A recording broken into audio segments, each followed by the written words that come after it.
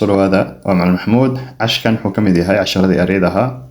أنو كقادني إن كولج كعلمي أكاديمي عشكان حنو كبران دونا طبعا أري أو آد مهم marka hore toddobadan baynu fiirinaynaa kadib sabuurada ayaynu tirtiraynaa saddexda kalena waynu ku daraynaa insha allah good erey koowaad waxaa loo akhriyaa outskirt waa magaalada banaankeeda tusaale aniga camal hadda waxaan deganahay magaalada Nakuru banaankeeda koro yani magaalada gudaha ma degani marka magaalada laga soo bax banaanka deganahay meesha baa la yiraahdaa outskirt so for example waxaan ku leeyahay I live on the outskirts of Nakuru so maaragtid xaafadaha inta badan magaalada banaankeeda ku yaalo iyadan waxaa la yiraahdaa suburbs yani magaalku ma dhex yaala magaalka banaankeeda koro marka outskirt iyo suburbs oo iska ag dhow yihiin ama waa isku macno ereyga labaad oval yani waa wuxuu ka mid yahay shaxanada waxaa jiro circle oo qaabkaas u samaysan goobada ah oval waa goobo camal laakiin kastoo waa sida yani ukunta oo kale taaba dirada oval yani waa sida ukunta oo kale waa goobo laakiin ukunta goobana way tahay kastoo goobana ma yara samarit kaaba dirada oval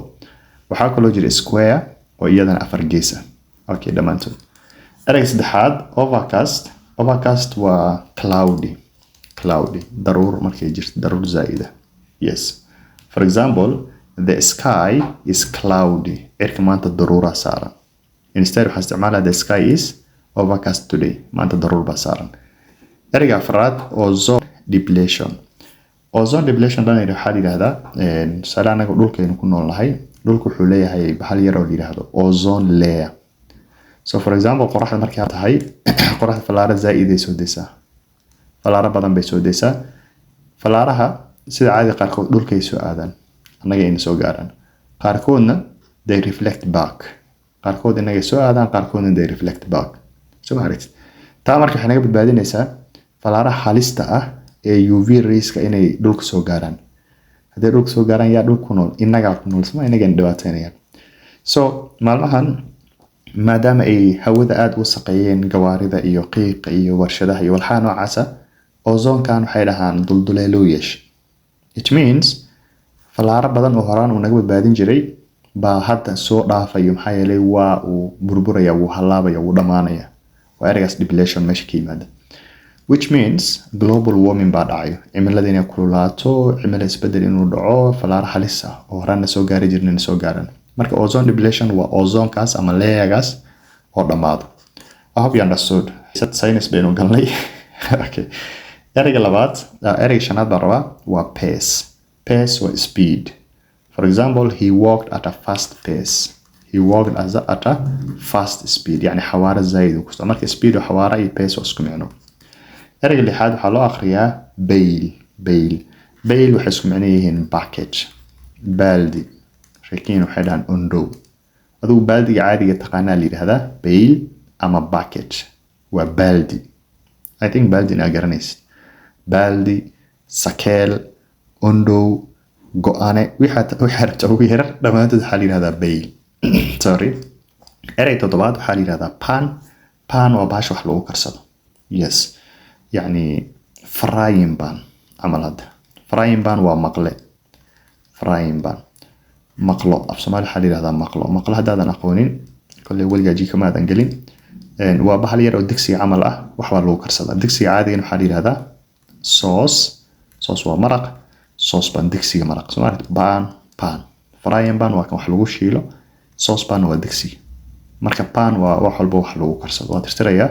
si aan ereyada saddexda kale ugu darno ereyga sideedaad oo cashkan ku qaadanayno waa pain waxaa la yiraahdaa daaqada markay ka samaysan tahay muraayad hal muraayad a single glass taa ayaa la yiraahdaa pain so it means when the window is made up of a single glass daaqada waxay ka samaysan tahay hal muraayad I hope you understood ereyga sagaalaad waa pear waxaa la yiraahdaa dhalinyaro yani fiiqitaan camal haddaan ku dhaho pear the apple yani tufaaxa fiiq peel ayay isku macno yihiin pear iyo peel waa isku macno waa fiiqitaan you remove this layer you add this other layer and then fiiqitaankaasaa la yiraahdaa pear for example pear the banana or pair the apples. Pair the apples. Apple waa tufaax. So pair the apples waa tufaaxa fiiq. Okay. Last word ereyga ugu dambeeya casharkan ku baranayno waa patio. Patio, not patio. Ereygan patio looma dhawaaqo, waxa lagu dhawaaqaa patio. Patio waxaa la yiraahdaa guriga meesha laga soo galay. Tusaale guri baa leedahay. Okay, wax sawirada aad bay u liidataa balse waa isku dayaya. Okay. Iridiisana waa tana. So guriga for example wuxuu leeyahay dayr camal saa ugu wareegsan. So meelahan baa la soo fariistaa.